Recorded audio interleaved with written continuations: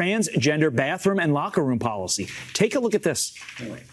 Imagine you are a young female, shy, feeling awkward about your growing body, and your school has allowed a biological male to undress in the same locker room as you. Please, I've already said no applause. I don't think that it's right for a boy who feels that he's a girl to change in the same room as the girls. Before you put a kid in harm's way, you better throw this policy out. All right, meeting has been adjourned. Those speakers join us now. Idaho State Senator and Caldwell School District dad, Chris Trakel, and Caldwell School District mom, Brittany Gish, with their daughter, Gianna. Thanks to all three of you for being here. Gianna, are you worried you may have to share a locker room and get dressed in front of boys?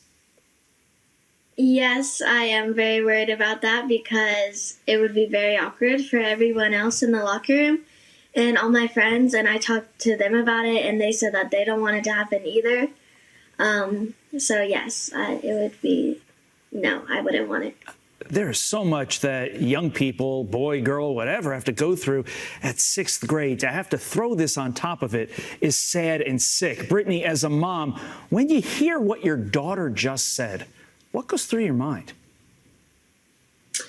I think that the problem for me is, in this country right now, disagreement equates to hate.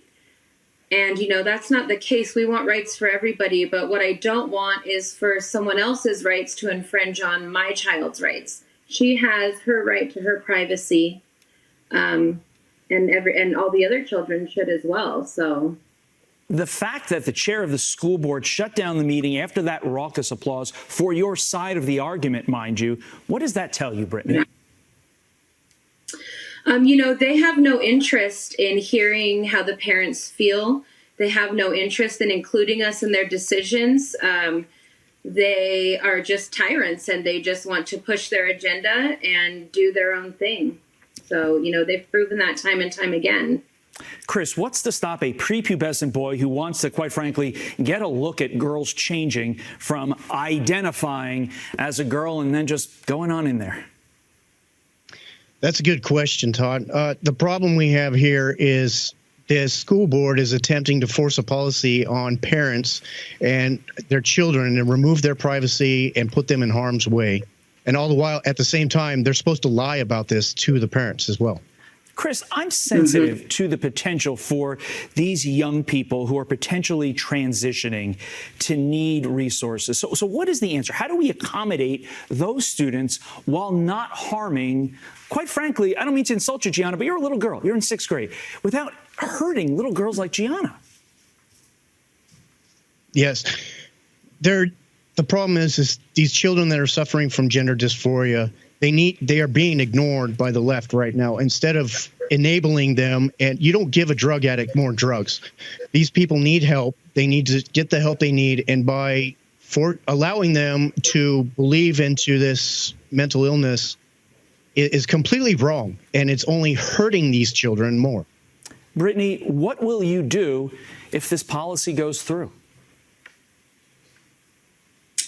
I'll take my girls out of school. I'm not going to subject them to having to feel uncomfortable and having their privacy taken away from them. I'll figure out how to homeschool them if I have to. I ran for the school board last year hoping that I could get elected and make a difference, but that didn't work out. And we've got, Power to Parent in Caldwell, and we've got a Facebook group for the people in Caldwell trying to fight against this. But if somehow we can't, then yeah, I will pull them out of school and I'll homeschool them. And Gianna, final question to you. You mentioned that you and your friends think this policy is ridiculous. Do you know any of your classmates who are for the policy? And if so, what are they saying to you? I don't know any of my classmates who are for the policy. I mean, I didn't ask anyone but my friends. I only asked 5 of my friends, and they don't want it to happen. And still, you'd think that if this was that important to certain individuals in this community, they'd be more vocal about it. The fact that you're not hearing anything, Gianna, speaks volumes. Gianna, Brittany, Chris, thank you so much for your time. Please keep us posted, and the best of luck to you, Gianna. 6th graders should be a fun time. Hope you can enjoy going forward.